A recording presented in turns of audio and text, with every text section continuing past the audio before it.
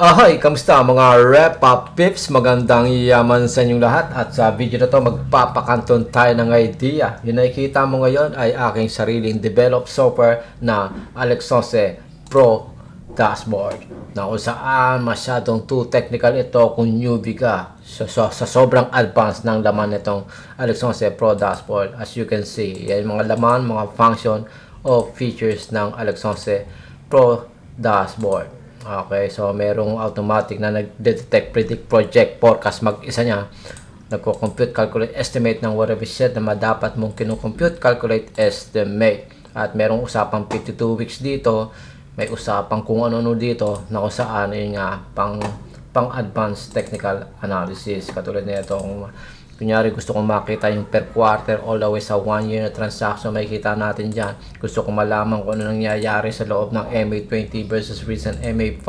Ano yung mga probable na pwede mo pagkakitaan pero wala sa whatever shit na mga duration na yan o time frame na yan. At ito nga may automatic detection, prediction, projection o daily forecast na makikita din sa Pro Dashboard. Ginagamit ito pang technical analysis, pag-analyze, pang backtest, blah blah blah. Pero sa video na to ay magpapakanton tayo ng idea paano ka ba mag-analyze. Yung pinaka mas madali, yung hindi masyado nakaka-nosebleed. So gagawin ngayon natin, pupunta tayo sa charting system, trading view, mag-backtest tayo kuno, blah blah blah. Pero ito hindi lang basta backtest Kasi usually may makikita ka every fucking work online na kasi gumagamit ng trading view tapos mag-demonstrate sila paano daw mag-trade blah blah blah. Pero kung kumbaga parang naka-prepaid yung ginawa nilang video para mag-demonstrate. Kasi, bago mangyari yung nandito, select lang nila yung panahon dito. Select lang nila yung panahon dito. Na keso, kunyari dito. Select niya. Ano ba dito? Magbabounce play na ba to? O ano ka? O mag-selection? Alam naman nila in the end, from the very start na aakit pa yung presyo. Katulad nito, aakit pa yung presyo yung ganyan. So, sasabihin nila, geto ganyan, blah blah blah. So, ngayon, para walang ganong klaseng kagaguhan, ang gagawin natin, leletan natin ito hanggang sa tanginang yan, kahit sino magaling trader, hindi ka pwedeng mag-analyze kung ganyan nakikita mo.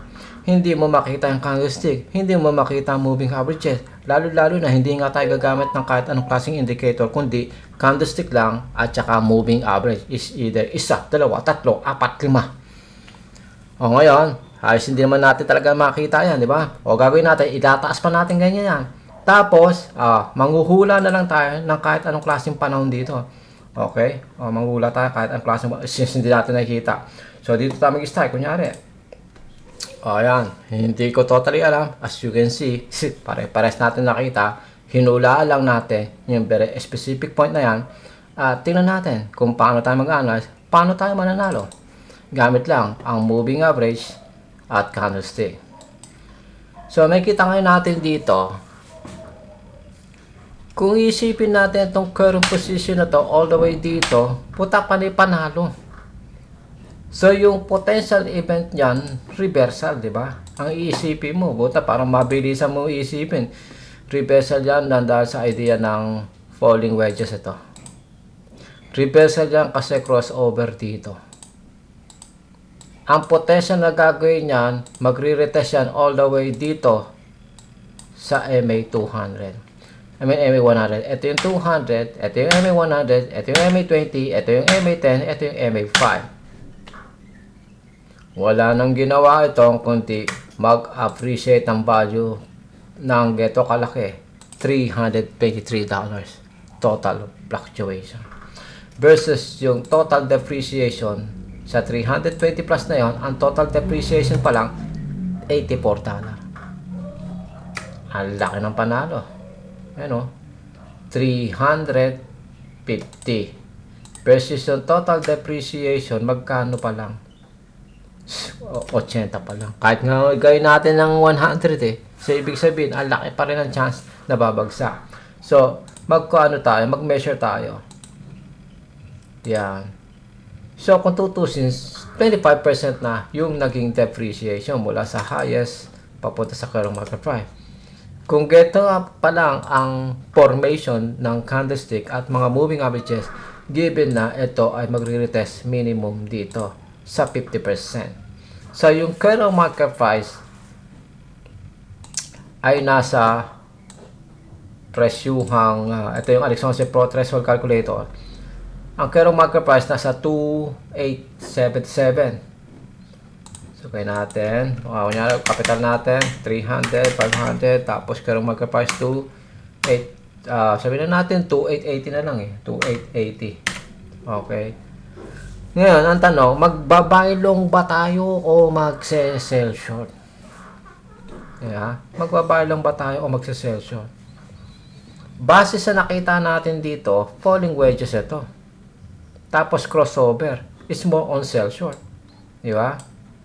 Ang tanong, anong klaseng trader ka? Ikaw ba si Mr. Mag-buy long o si Mr. Sell short? Kunyari ako si Alexonse, Mr. Buy long. Puta, kahit pwede mag-sell short, hindi ako nagsa-sell short.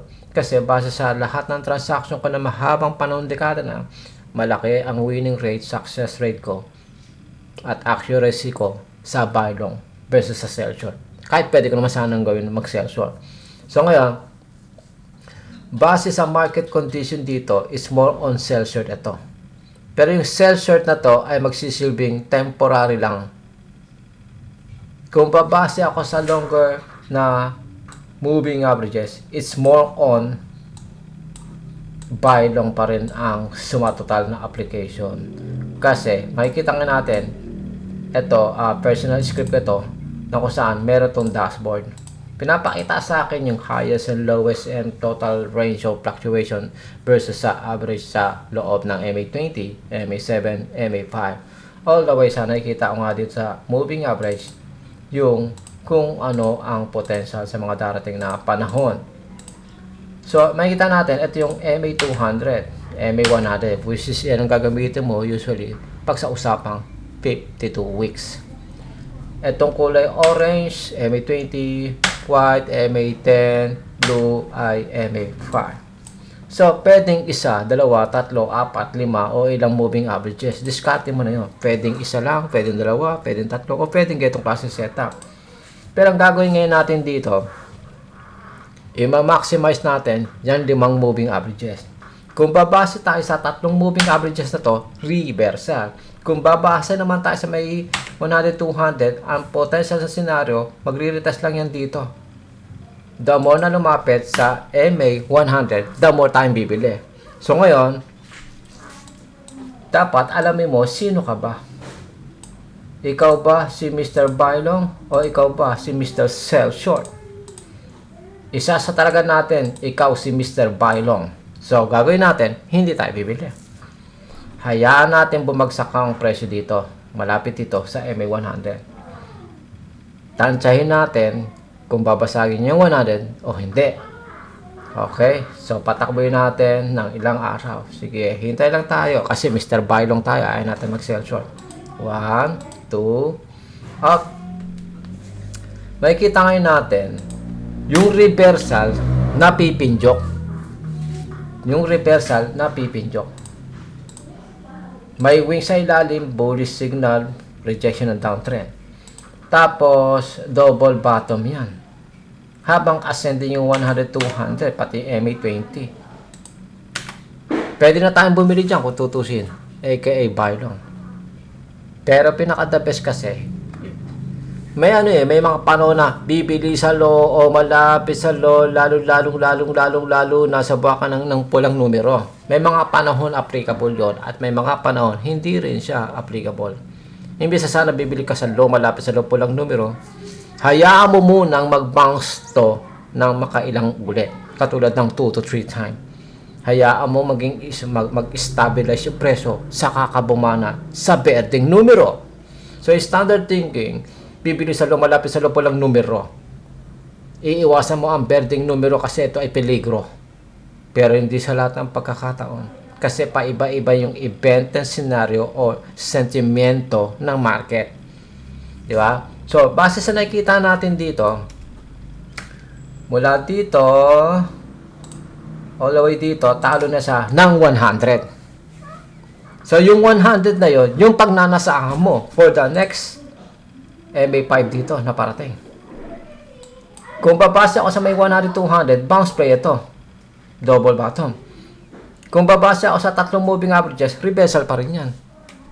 Kasi ang iisipin natin dyan, gumagawa siya ng lower high. Lower low, lower high. Pag sa tatlong moving averages, reversal pa rin yan. Pagdating sa MA 100-200, bounce play na dahil sa may wing tapos double bottom. All the way sa may 100 na talo. Pagdating sa candlestick naman, ay may falling wedges, gumagawa ng lower high, lower low. Na kung saan sumasang-ayon tatlong moving average na kesyo reversal. Pero sa MA 100-200, maganda siya. So ngayon, ang dapat iisipin mo dito, at least minimum na base ang batay mo, MA20. Pinakamabilis ang base ang batay mo, MA5. So ngayon, nandito yung market price, di ba? Pinatakbo natin ng 2 araw. Yeah. At nakita natin, na-reject na siya. Dapat makita pa uli natin 1 hanggang 2 uli na mag-bounce siya. Kumbaga medyo mag-stabilize ang konti. So gagawin ngayon natin, bibili lang tayo ng very minimal. Okay? Since dito, di ba? Kumbaga parang test buy. Bibili tayo minimal. Base sa kapital natin, 300. Sundan natin yung guidelines. Malaki kapital mo, 1-5%. Maliit ang kapital mo, 5-20%. So, gagawin ngayon natin, yung current market price, 2,891. 2,891 is either way. Sabihin natin, 2,891. Mag-a-allocate lang tayo ng maliit lang. Since hindi pa tayo, kumbaga, hindi pa tayo magpo-full force na bibili dyan ng malaki. So, gagawin natin, ano lang tayo, mga 0.50. Okay, patakbuhin natin ang araw. Iyon. Okay, meron na tayong sinyalis na pwede na tayong mag-full force sa pag-buy. Okay, so ngayon, yung current market price, 2,917. Bibili uli natin yon 2,917. Pero this time, mag-a-avail na tayo ng arang 5% or 10%. Sabihin na lang natin, bili lang tayo ng ano dito, 3. Kasi kung ito, para maging 3 lot, 2.5. Diba? 2.5. 2.5, 3 lot. Okay. So, yung current market price, 2,917. 2,917. So, pag kinumpit natin yan, wala, parang anong ang lapit. Lagyan natin ng barya dito para mag-compute ng maayos. So, ayan ang ano. Hindi pa. Kasi, kakabili lang natin. Negative pa tayo dyan. So, ngayon, patakbuhin natin. 2 days, 3 days. Medyo tumasa ng konti. 219. 918. Okay. Medyo panalo tayo ng $16. Okay. 3 days, 4 days, 5 days, 6 days. 8 lang. Puta, nagre-reversal. Okay. 2,888. 2,888. Mukhang talagang reversal ang gagawin. Di ba? Pero okay lang, kahit naging ganyan yung current market price kasi tolerable loss pa rin yan. Tolerable temporary loss. At the same time, dapat na-compute mo na kailan ka ma-margin call. Ma-margin call ka kung pag negative 150 ka na. Maliliquidate ka pag negative 240 ka na. Margin call pag negative 50% yung portfolio mo. Liquidated ka na kapag negative 80%. Yung negative 50% ay nasa halagang $150 margin call. Yung negative 80% ay nasa 240, 80% ng kabang capital mo, liquidated ka na. So, dapat, way in advance na compute mo na yon. At doon nga babagsak ang idea na itong threshold calculator, pinadali yung process sa'yo. Pinadali ang buhay mo, di ba? So, kaya nakikita nga natin, nare-reject, may falling wedges na naman dito. May falling wedges na naman dito na sinyales. Nare-reject siya. So ngayon, di ba initial nating analysis o pinakauna nating hihintayin natin dito, di ba? So ngayon, wala tayong gagawin kahit meron tayong negative na 48. Hayaan natin tumakbo. Tingnan natin, magre-test uli yan dito. Pag hindi niya na-ask mark ito, bounce play uli yan. Okay, double bottom. Low, higher low. High, higher high. Yung falling wedges na yan, na nagsisilbing resistance, pwede niyang basagin. So, pwede tayong kumolekta uli dyan or hold pa rin tayo ng position kasi hanggat maaari minimalistic lang na lot size ang ano natin. Dapat kasi hanggang ano lang tayo, hanggang 10% allocation. By this time kasi naka 3 lot na tayo, which is yung 3 lot ay mga 6-7% lang yon. Ano, rough estimation. At least dapat hanggang 5 to 6 lot lang tayo. Right now, nasa 3 lot lang tayo. So, hintayin natin na tuloy mag-improve ito. Pero ito nga, bounce play ito kasi double bottom. Ayan, okay. Tuluyan na nag-improve. Saka ngayon tayo titira. Naka 3 lot tayo. Puta, tirahan na ngayon natin ng 2 lot para sumatotal. Nag-avail tayo ng around 10%. Di ba? So, titirahan na natin. 2933. Bibili tayo ng 2 lot mismo. Okay. So, bibigyan natin sarili natin within 5 days. Which is within 5 days, bago pa mag 5 days, mawawasak ito. Bago mawasak yan, tumingin ka from the past transaction. Thank you na, walang pang reference Wala Puta, mukhang pwedeng bumagsak, walang pang reference, di ba? Pero you'll never know. Kasi base dito sa may MA100 200, pa 52 weeks high ang trend, direction, momentum, o sentimento. So, nag-all in na tayo sa Quero market price. Now, 2933. Binili natin uli dito. 2933. Nag-all in na tayo ng around 10% out of 300 na kapital. Sige, bigyan natin sarili natin within 5 days. 1. Tingin lang yung hype yan. Magkano na? 2988. Ito nakita. MA1 pa lang yan. 2, 3, 4, 5. MA5. Putang na. 347. 3,047. Panalo. 666. Nak ng puta. Hype yan. Ang bobo ko, di ba? Nakikita yung mga repa papes. Puta, hindi naka-prepaid yung video na ito. Bagkos, kilakita nyo naman, ginawa natin. Tapos, anong ginamit lang natin? Puta, simpleng moving average lang. Candlestick lang, okay na. Tapos ito, nag-compute na nga tayo dito. Way in advance, na-compute ko na. Sa $300 na kapital, ang mag-negative 150 ako, margin call. Ang mag-negative 240 ako, liquidated na ako. Hindi ako pwedeng basta tamaan ng margin call kung 10% lang ang allocation ko. Lalo na nag-start tayo sa maliit lang, wala pang 5%. Di ba? Sa alam tayo ng all in, yun nakikita natin unti-unti na nag-improve dito o nare-reject yung downtrend. Di ba? Bukod sa idea, ang pinagbasihan natin, hindi tatlong moving averages Ang pinagbasihan natin, itong longer moving average. Ayan, puta, waging-wagi. Ito pa malapit yan. Nakikita natin, crossover, di ba? Nag-multiple crossover dito, aka consolidation event ito. Multiple crossover, tapos ito na, nag-fully form na rito. Which is, formation, kagaya ng tinuturo ko sa aking Alex Jose online masterclass. Ito pa yan. Una, bubuka pa yan, kakain pa ng panahon bago yan ma-reject. Pusa, masyado maikli ang 5 days. 1, 2, 3, 4, 5, 6, 7, 8, 9, 10. Gets mo? Naklang puta. Ngayon, kung gusto mo pang matuto, come and join my fucking online masterclass.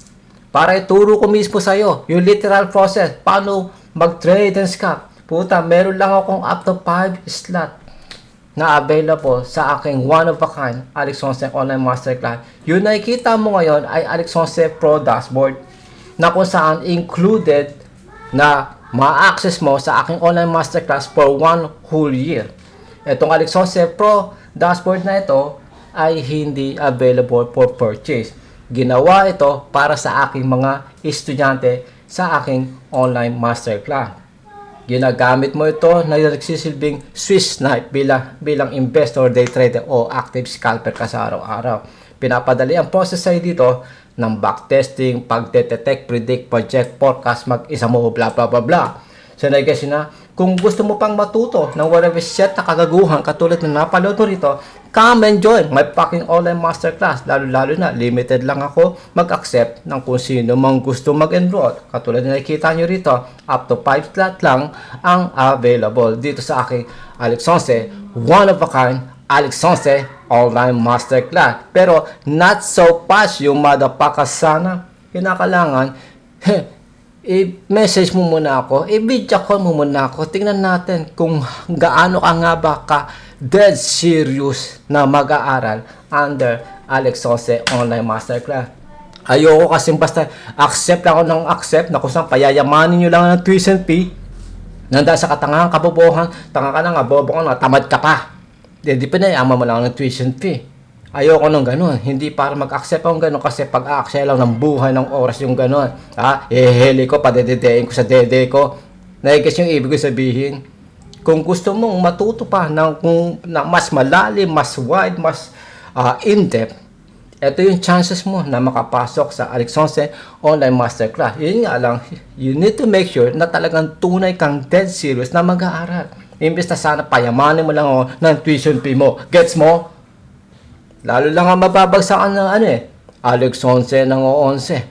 Na-guess mo? Parang awa sa sarili mag-value ng time. Wag